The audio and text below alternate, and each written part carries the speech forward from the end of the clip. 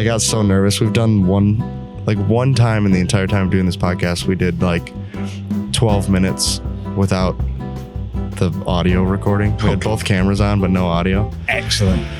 It was brutal. So then you're like, when you realize it in the middle and you're like, man, we're kind of in a flow though. Do I tell them now? And you can't recapture any of that. So I just like hit record, and then I was like, I don't know how to explain this to you, but I got to do the whole intro all over again. So just bear with me here. So it is what it is, but I think we're good. Recording. So we should be good. Welcome to the Slightly Serious Sign Podcast, brought to you by Wensco Sign Supply, the #1 podcast in the sign and graphics industry for news, events, new products, and customer success stories.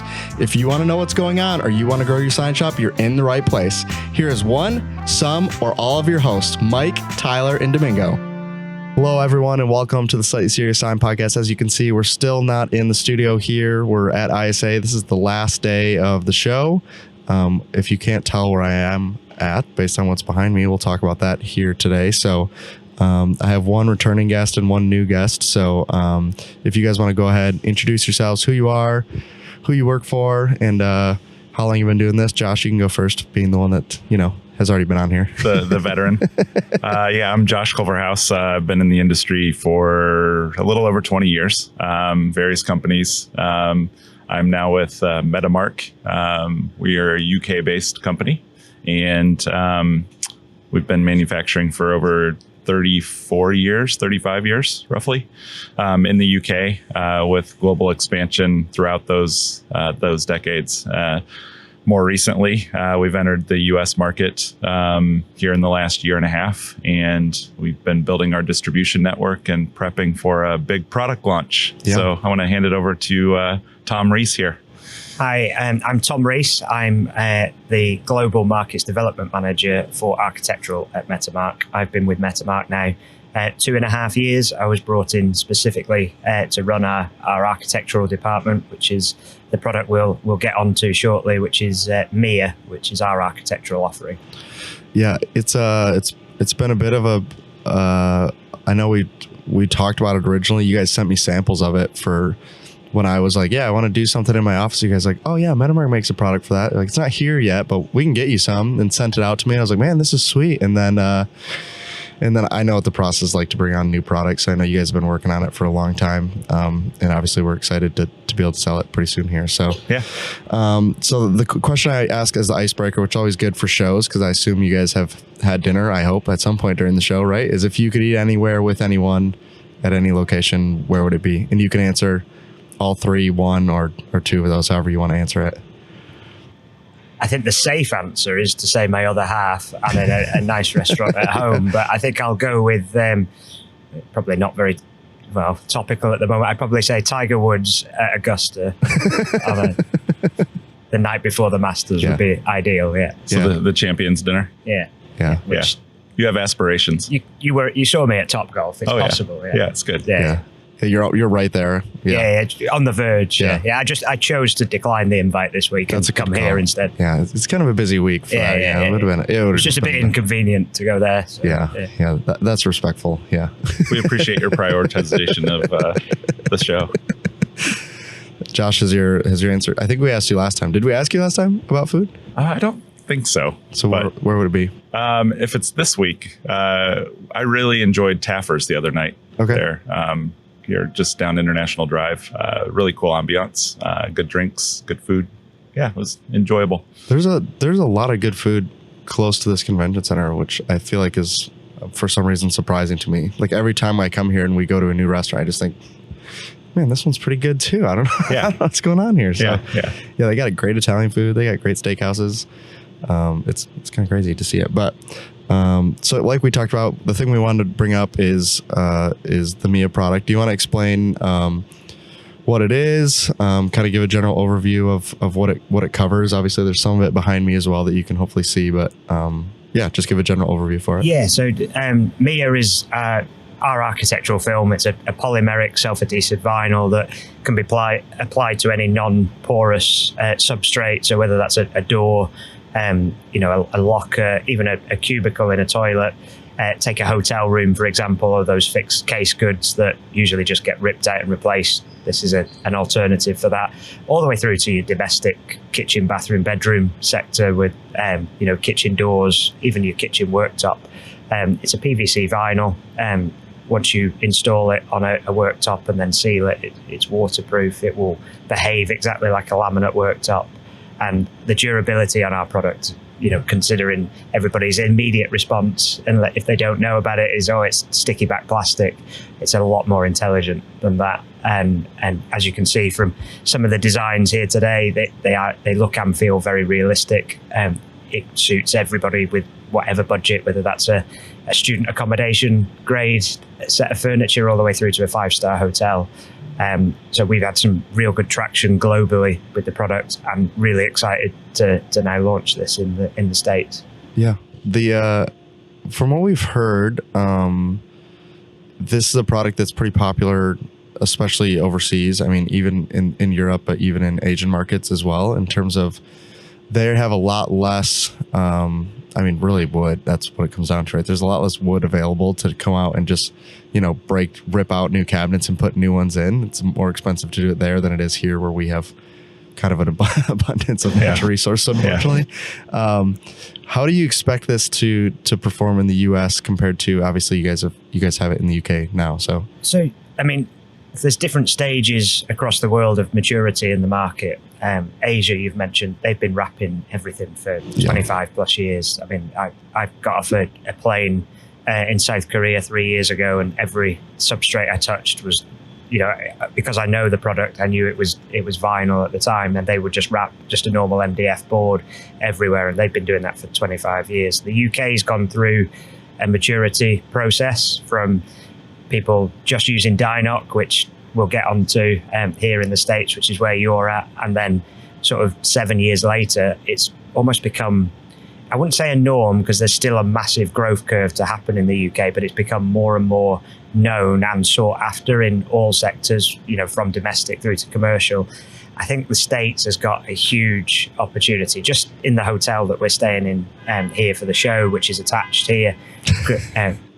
We got a car alarm going off for inside. I thought every battery had been turned off. Yeah. The hotel that we're in, great hotel. But if you look at all the surfaces in there, just the walk that me and Josh have just had from the lift, the lobby at the elevator area in the US all the way here to the show, the amount of wood substrate that you walk past, the door surroundings, everything like that, that's all old world, like maple varnished wood that might have looked good 25 years ago.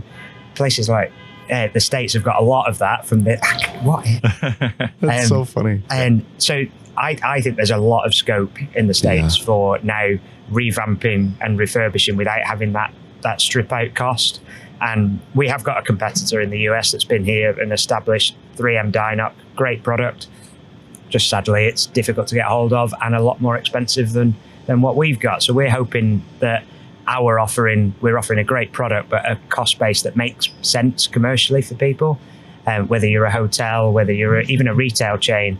And we're fortunate enough, we've already got a leg up in the US market. We've got a rather large retailer, JD Sports, specify us globally. There's our foothold straight away. But then Josh and the team over the last 2 days have proven that there's so much interest in this sector, and there's so much room for growth. Yeah. How often, so we mentioned how much opportunity there is in the US, but how often do you think people are actually running into at least this style of product here in the US and have no clue that it's vinyl at all? I think it happens a lot. Yeah. And I think a large part of my job, not just, coming here, but then even still in the UK, is about education of, what the product is and what it can do. As I mentioned before, a lot of people's reaction is it's a sticky back plastic. They don't realize actually this is a great alternative to, you can live with this for the next 10, 15 years, and not have to replace it, all the way through to a retail unit previously would strip out a point of sale desk. Now they can, leave that substrate in place, completely revamp it. The desk we're sat on is probably a $250 DIY kit that me and Josh managed to put up on Tuesday without a single argument, and the one over there, I think we surprised ourselves, to be fair. But this has been wrapped, and it was worth $250. It's probably worth $500 now. With the a lot of people have come to the stand, touched the white marble that's on here, had no clue that's wrapped. We've actually been asked, is it a marble worktop, which it quite clearly isn't. But they're very realistic. That's the idea of it. And wrapped properly, you wouldn't have a clue. That's the idea. If somebody that's trained to wrap, they'll terminate it in the right places. And I do it constantly in restaurants. I get in trouble from my other half. I'll be stop checking whether it's vinyl or not. It's just a natural thing for me to do. Yeah, reaching under the table. So have they terminated it there? But the whole point is that you're not doing something to make it look cheap. You're doing it to make it look realistic. But what you don't know is that hotel room, for example, they've saved 85% of their refurbishment cost, and also they've got no downtime to do it. If I said to you that the restrooms here, for example, we could get a couple of installers to wrap all those cubicles and the vanity top and even the IPS panels behind the urinal in a day, it's transformative for a business to not have to turn that toilet off for a week, 2 weeks while they strip out and replace it. There's so many viable options across all sectors because this product allows you that flexibility. Yeah. Think about schools and healthcare facilities, all of the laminated pressed board furniture and cabinetry that we have in this country. There's very little real wood cabinetry anymore, right? So a lot of that, especially in healthcare, where you have those old, really dated maroon and teal colors throughout hospitals and doctors' offices, this is a fantastic alternative to just resurface where those cabinets are still perfectly functional, still in really good shape. And maybe they do have some imperfections. Now you can just simply cover it.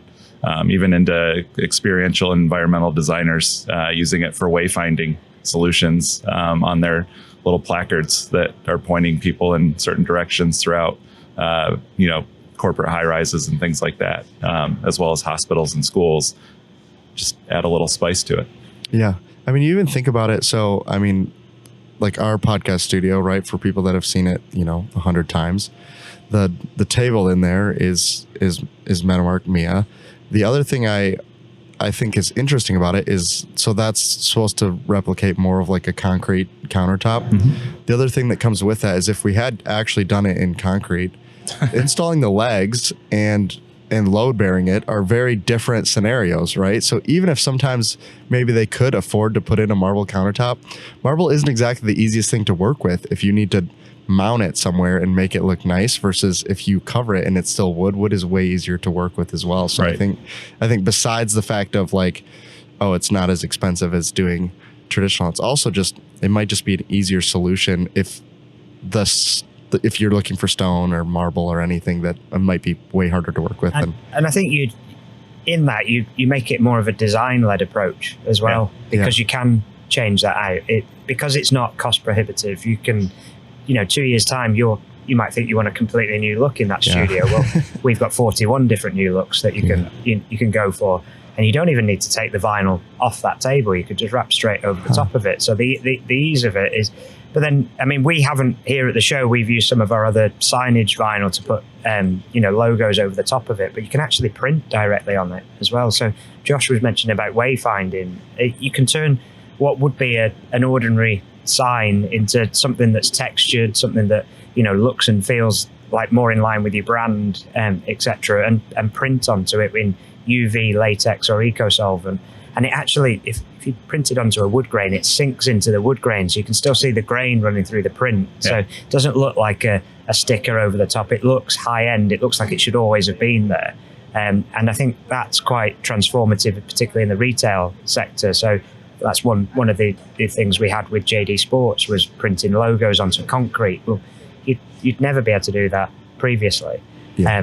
And we're talking about how realistic it is. I've been playing a game with everybody that's been coming on the stand and saying, put one hand on the wood grain, one hand on the marble, because they look so realistic. Your brain tells you that one's cold and one's slightly warmer. Of course, we didn't build them to be temperature different at any point. They are exactly the same. It's just how realistic, and your mind plays a little trick on you. Your brain does the rest. Yeah. So for a traditional sign shop, right, that's coming here, right, that's at the show here, I think a lot of them would look at this and be like, oh, that's cool for someone else to do. I think that's what their brain immediately does the jump to, be like, oh, that's cool for someone else to redo cabinets. How often are you seeing a traditional sign shop coming in and doing these resurfacing when they're already doing, walls and floor graphics and all that kind of stuff? So we're finding this a lot with it. I mean, our customer model in the UK is slightly different to here in the United States. All of our sales in the UK are direct. So we have a regional sales manager all over, in different parts of the UK, and everything's direct. So we get to see a lot of what that market looks like on a direct level. And there are a lot of sign shops. I'd probably say, 75% of our sign shop customers look at it and go, well, I've already got a customer that I do this for. Well, I can just add this as an extra product. I know I go in there and do like our window etch film, for example. They'll be going into offices and doing refurbishment and doing the etch film for privacy on boardrooms and meeting rooms. Well, in an office space, you've got kitchens, you've got doors, you've got washrooms. All of a sudden, it's an add-on that they've got, and it makes perfect sense because a lot of the skill sets are very transferable. We've seen that this week.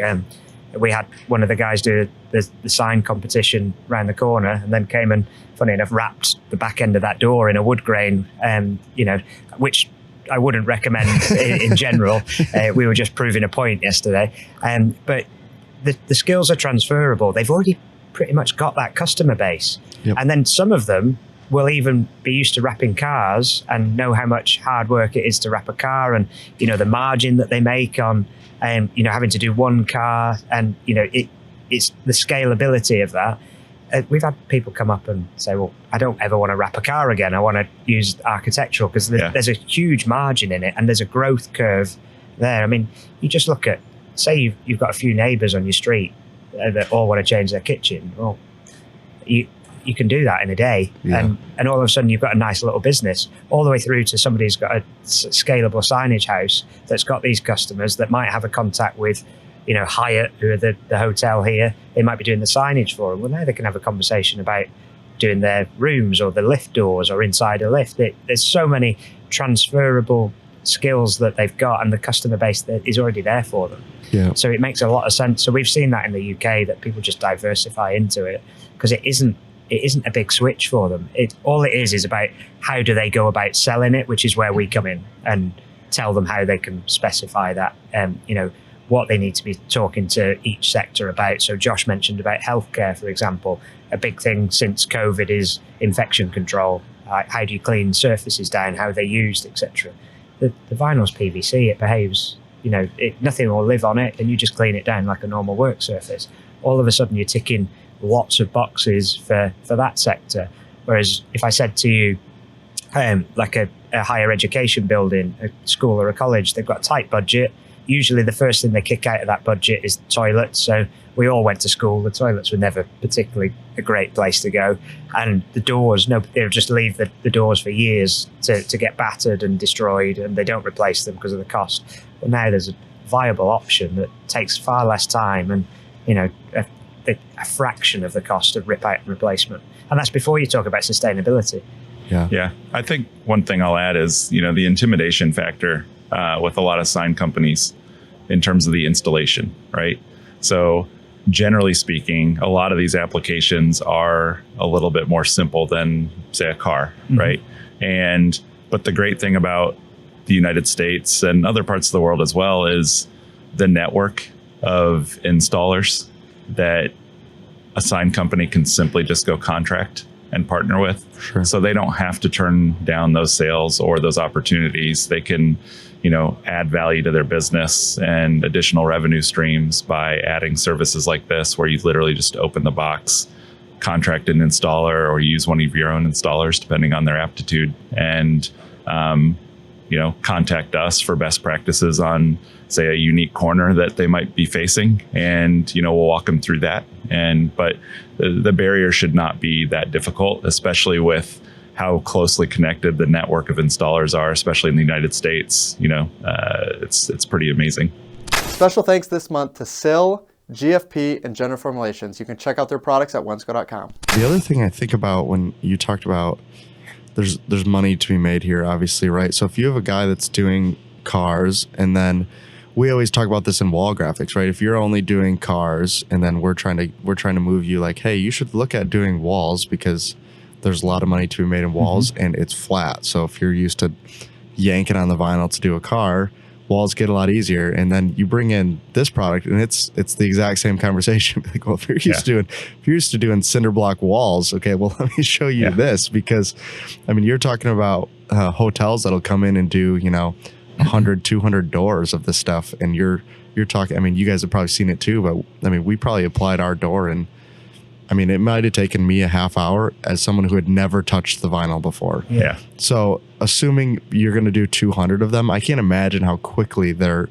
flying through these doors, and the margin on it is high, because you're not really paying.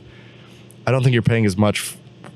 You're not dealing with the market on wrap and wall graphics that have been used to that. You're dealing with more architectural pricing, which just seems to pay a lot better than what we're hearing. It does. I mean, like you say about a door, say it was yourself and a hotel had asked you to come along and do the hotel room doors, for example. You're going to get through 8 to 10 of those a day. And most of the time you're going to be spending will be taking the ironmongery off the door, tidying the door up, repairing where the cleaner, repairing where the cleaner loves to charge the cleaning trolley into the door, tidy that part of the door up, and then wrap over the top, put the ironmongery back on. It's going to take you an hour or less to do each door, and most of that isn't the wrapping, it's preparing it ready to go. So you'd fly through a project like that, and if there's 2, 3, 4 of you on a job, the amount of margin you can make on that and fly through a hotel in no time at all. And we've got specifications across the world, and we've just finished a 200 bedroom hotel, for example, and where they wrapped all the case goods, and there was a team of 8 installers, and they're all doing one room a day and moving through the hotel. And you think about how fast that is, the margin they can make in that. And then also the hotel, that room's off sale for a day. It's, what's their other option? Take it off for 2 weeks, factor that into the cost, as well as it being more expensive to rip out and replace. It's not a difficult sale either. That's the other thing I would say. The skill set is good for these guys because they've already got it, but also it's not a huge sales pitch either. It's actually quite straightforward. It's an obvious fit for a lot of people. And I think the US market, I would describe it as like a sleeping giant, really. Yeah. I think the market here could be huge, and I think realistically it's been underserviced in terms of its offering. Dynoc, we all know, is a great product, but it's, as we've mentioned, it's hard to get hold of, and the price point. So I think that's made a lot of people quite complacent about the architectural market, because there isn't a natural fit to get those costs down and to try and go and get those specifications. People might think it's too hard to sell that product. So hopefully with our help, and we can go out and educate people with it, we can try and revitalize that option really in the market. And I think over the last 2 days in the show, I think I've said to Josh on the way, and the response we've had has been pretty amazing. Yeah. And it's been really fun to talk to people that, that's the best part of our job, is talking to people that are excited about something that you're offering. And with everybody that's come to the stand is like compared us to what their other options are. And you can see their brain ticking over, thinking, oh, okay, we could really look at this. I mean, the amount of swatch books we've handed out in 2 days is quite frightening, to be honest. Yeah. I think from also a technical standpoint, Tyler, you brought up walls a little bit ago. And, you could use this as a wallpaper type application material. And it does have a strong adhesive that will adhere to those low VOC paints that are rampant in the market that, some people have difficulty finding a solution for in terms of adhesive back products. So it also has air egress, so bubble free. So the learning curve is much easier, and the stability of the product on those more sensitive surfaces, not a challenge anymore. I was super surprised by the air egress when I used it that first time, because it is super thick. So typically that air egress would be like Okay, yeah, you can air aggressive, but I'll be pushing on this to get the air out. I never had a single issue. Like, I just squeegeed it, and you could hear the air coming out for when because I'm not that good at squeegeeing is probably the problem, but you could hear it coming out, and I was just like, how satisfying is that noise? It's unbelievable, though, yeah. But it's unbelievable when a product is that thick, you just keep thinking like, oh, there's no way the air is going to get through this, and it had no problem at all. It's crazy to me, but is there any, so you mentioned earlier that it's a cheaper option to the competitors that are out in the space. Is there other competitive advantages to the film besides the price? I mean, look, Dynoc is a great product. It's a cast product. Ours is polymeric. We're now in 2026. Polymeric technology has improved and improved and improved. I can heat conform my material, whereas 12, 15 years ago I probably couldn't. Now I can heat form it around a round table. I can stretch the product. I can do everything that Dynoc does. The accreditation wise, we've got a 10-year warranty on it, so we're in line there. Fire ratings exactly where they need to be as well in the marketplace. And competitive advantages, cost and availability would be the best thing I would say to you. We have a smaller range, but there's a reason for that. And that's that we want to focus on it always being available. There's no good me giving you a swatch book as a salesperson, going out, winning a specification, and they point to the one that they say, right, you need an MOQ of 3,000 meters and it's 12 weeks to get, because you've done all the hard work, but then your service lets you down. We've gone down the route of a smaller range, which I think we've covered a wide variety of colours in that range. Definitely. And obviously we can always improve that, and we always look to do that as we go. But our focus is on, we've got the right designs, but they're ready for you as a signage shop or whoever that may be, that we can supply you straight away without you having to worry, will it ever be in stock? When am I going to get it? And also, if you go and get that big specification, because we've got a smaller range, with the adaptability to work with you on your, the project plan that you've got. If you're going to say that you're going to be doing 200 bedrooms in a hotel, for example, well, what does that look like over the time? We'll make sure that that production's done to match every phase of your project, which, if you have a bigger range, you've got less flexibility to do that, because you're constantly having to make sure that you're topping up the stock of that. We've got 41 to focus on. And I think that makes us very different in the marketplace, not just here in the States, but globally. I find it in the UK. I'm competing with companies that have got 500 colours in their book. I know as well as the person that's carrying the book that they can't get all of them, but that's the offering that they've been given. So it looks more attractive, when in reality, that's not how it works. And I can guarantee you, if I gave, the next person that came to the stand a book of 500, they'll point to the one I don't have any stock of. It's just guaranteed. It happens every time. So actually, by giving people less choice, you're giving them a better service as well, which is what we're focusing on.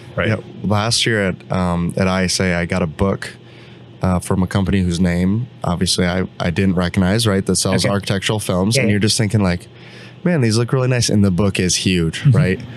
And you're just thinking like, okay, I guarantee it's cheap, right? But is it going to be available? Who knows? And then you come here this year, right? They're not here. No. Are they still in business? Who knows? Even? And if they are, it's probably already under a different name anyways.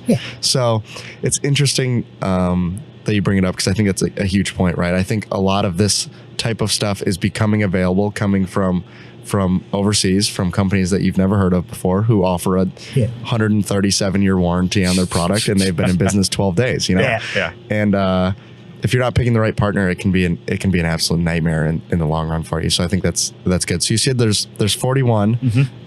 Those are across a few different series, correct? Yes. So how does that finishes? So we've got our wood range. So I think we've got 12 in the wood range, 10 in our stone, so that the concrete and the marble, etc.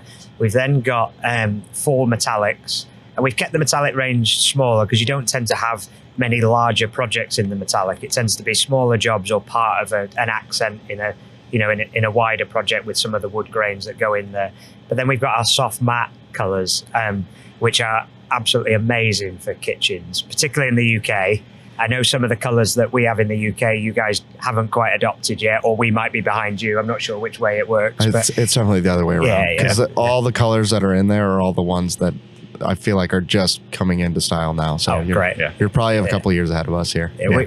We did quite a bit of research, and our product director Max, based in out of Woking in the UK, me and him went through quite a stringent process to add the colours. Yeah, it was interesting. I thought we'd have several arguments over the table as to what colour, but it worked out pretty well. But the soft matte colours are amazing. So we've gone through the like the navy blue sort of era, I'd say, in the UK. That's coming to an end. Yeah, but we've then replaced it with sage green, like a farmhouse green, which is now taking off and replacing it. Then you've got your staple ones like your soft matte black and white, etc. So that range is great. And then we also have our solid colours, which are a bit more textured, which I would probably use in higher traffic areas. Your soft mattes are great because they're a luxury feel and etc. But the slightly textured solid colours, I'd be using, say, in an airport or a school example where people are touching it all the time. Facilities. Yeah, exactly that. And there's only 6 of them. There's greys, 1 blue, a white, and a black. So it's not a wide range of colours, but they're pretty standard colours that you'll find a lot of usage for. Yeah, are you seeing the soft mattes being used more for walls and counters or cabinets and that kind of stuff? Cabinets has been really popular. Okay. I mean, if I went through my LinkedIn, it's full of kitchen wrappers that have used the soft matte, and usually a soft matte, and then either the white or the black marble on top of the worktop or a couple of wood grains. But the soft mattes has tend to be more the domestic market. I can see there being an application commercially, because of the design-led part of the colours, etc. But I think the domestic market, the soft matte's great for kitchen wrapping, and I think it's a matter of time before that really takes off in the US as an option. Costs for wrapping a kitchen now, I mean, to buy a new kitchen, are astronomical. Yeah. Like when I go to I can't even go walking around IKEA at home. I'm sure when I was like 20, it was quite, a couple of grand got you a new kitchen. And a couple of grand doesn't even get you 2 kitchen doors now. So it's gotten bad. Yeah. It's if you had designed the colors for the US over the last like 5 or 10 years, you would only needed like 2 shades of white and 2 shades of beige. That was all you would have needed the last 10 years. So we're just getting there now, There's a lot more color coming in, so it should be good. But they've been pretty white and sterile for a while here has been the style. So and look, I mean, you could look at that as being clean cut and streamlined. We all get our design realistically. All the designs come out of Scandinavia for everybody. Everybody seems to follow that trend: clean cut doors, etc. You can add a bit of color now. Now we've got the actual structures right. We can add some color and make it look a lot better. Yeah, that sounds good. Right. So obviously this is new to the market here. How have the customers like you mentioned, your LinkedIn would be full of them. How have the customers in the UK been reacting to the product? So we've been launched 2 years ago in the UK. The UK, as I mentioned, has got quite a mature market. So we've got a few more competitors directly with us. But this is like, I don't want to downgrade anybody else's product, but this has really taken off in the UK. People love the smaller offering. They also love the fact that our adhesive on the back is really tacky and it gives you a lot of confidence to work with. So our feedback has been really positive, and I want to say something bad about my product just to give it a bit more real, but I love it. I can't. Yeah. I can't fault it. I mean, every time I've tested it, and there's been times where there's been a project that somebody's spoken to me about, I'm going, not sure that's a great idea, and it's gone and proved me wrong. Even down to some of our other products. There's a project going on in the UK where they're wrapping some doors with our anti-graffiti film over the top of it, and I was absolutely positive that wouldn't work on a textured wood grain finish. He did it in an hour, wrapped the door in both, and sent me a photo of it. It's absolutely perfect. So even when I think it's not going to work, it's working. I mean, there are times where I go see a specifier and have to say, look, it's not going to cover that. I've had the odd company say, oh, can you wrap these cubicle doors? Well, the cubicle door's got water damage to it where it's falling apart, and the film's not going to rectify that. But everything else so far has been great, and we're just ticking off sectors as we go, even down to it's known as the world's best football stadium, which is the new Tottenham Hotspur Stadium in London.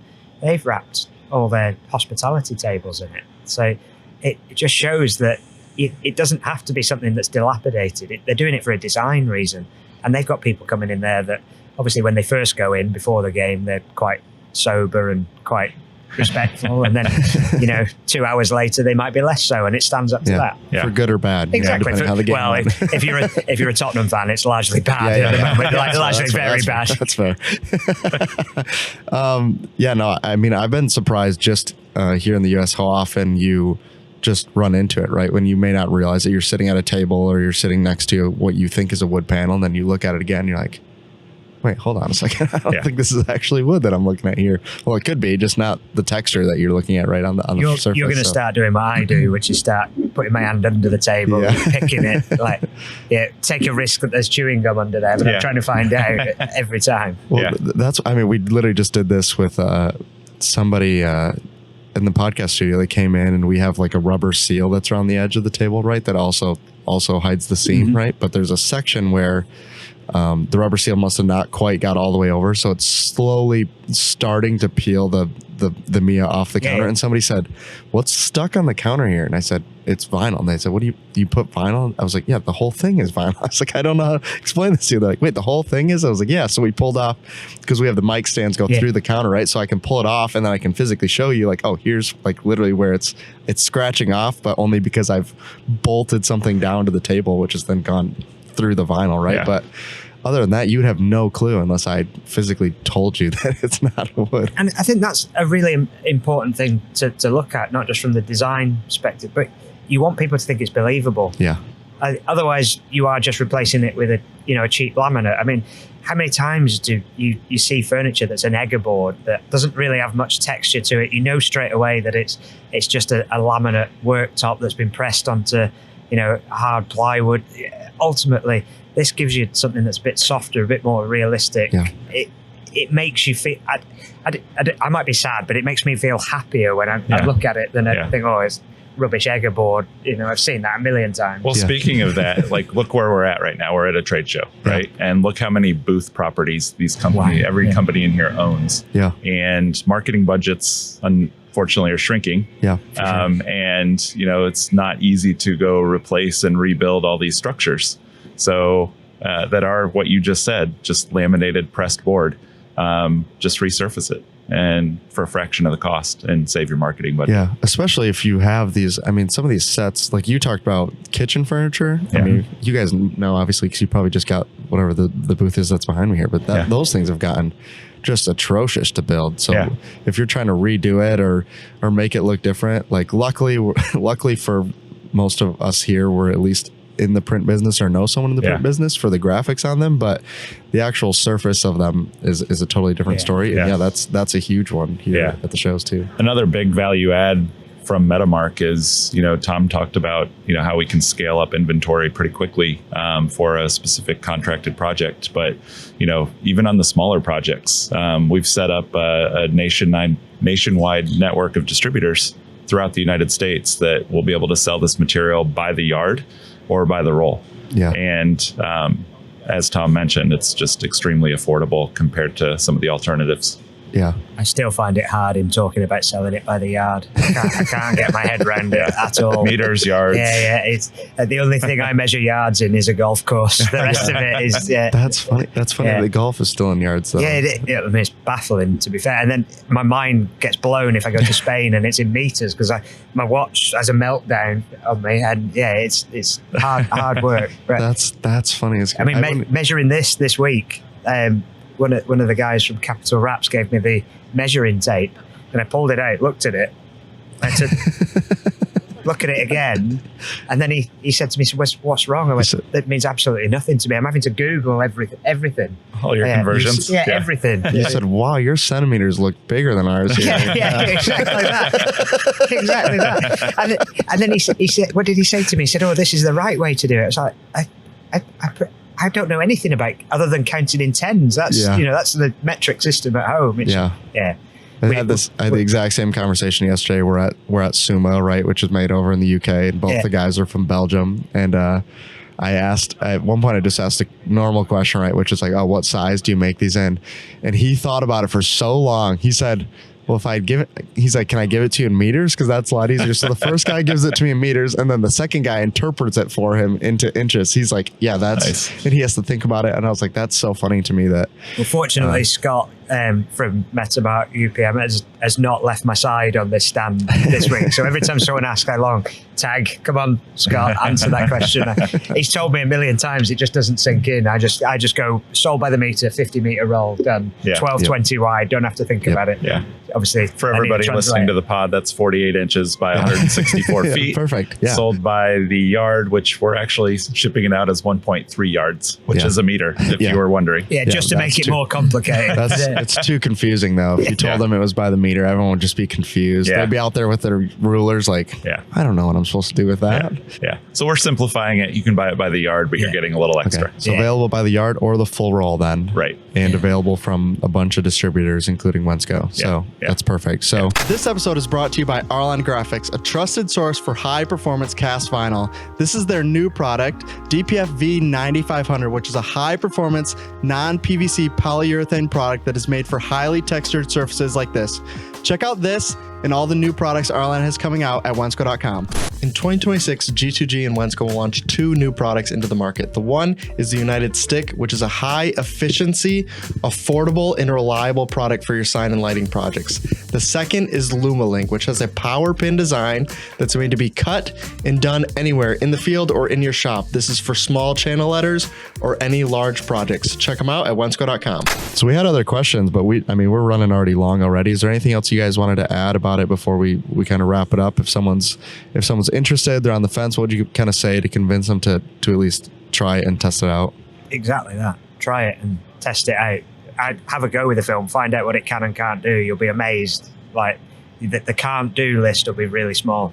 And I think what we've learned this week in particular is there's an appetite for it, but also people are amazed at how simple it is and what it can achieve. So I'm really excited to see what happens now in the US off the back of this.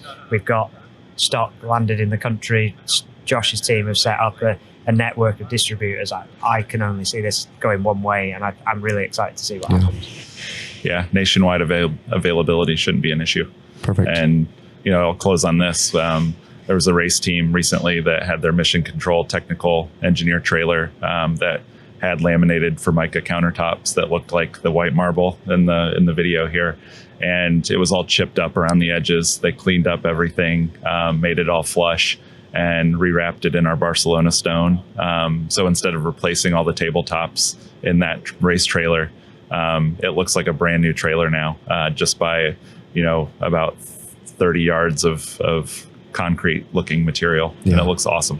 Yeah. It is super cool. If you haven't seen it in person, I know we're getting a bunch of swatch books too, so reach out and we'll be happy to get someone to bring it out and show it to you and feel it. It's a product that I feel like as soon as you feel the product, it just makes sense to most people. As soon as you mention what it is and then they feel it, it clicks immediately. They know where it goes, what it can do, and all of that stuff, and it's just getting them comfortable to try it. So and the one thing I would say that we really are focused on is providing not just the product but the service around it. So whether that's me, whether that's Josh and the team, we'll talk to them about application. We'll even talk to them about helping them to go and get it specified. If they've got a customer that they want to get over the line, jump on a call with us, tag us in, we'll come and help. We'll come and tell them about the product. We'll support it and get that over the line and, really help grow the product and the customer base together. Yeah. Well, thank you guys. I appreciate you guys coming on before the show, getting here early. Yeah. Luckily you got your coffee on the way, so I'm glad that worked out. I appreciate you guys coming on and being here early and let me set up in your booth and just kind of interrupt your entire workflow this morning. So hopefully this episode was enjoyable for you guys. You learned something about the product. If you have questions, reach out to us. We'll be happy to help. But thanks for listening, guys, and we'll see you in the next episode. So goodbye. Thank you. Bye.